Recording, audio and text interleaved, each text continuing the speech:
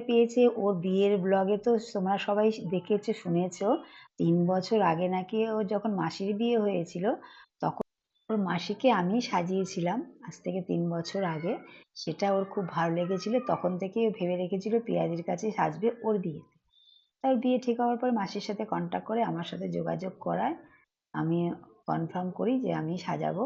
ডেটটা আমি ফ্রি ছিলাম সেই দিন।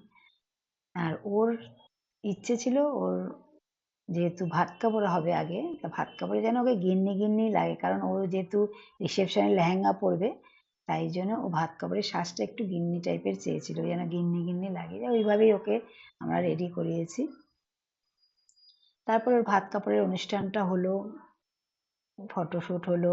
কিছুক্ষণ পরে তারপর আবার ওকে বসতে হলো ওর রিসেপশন মেকআপের জন্য।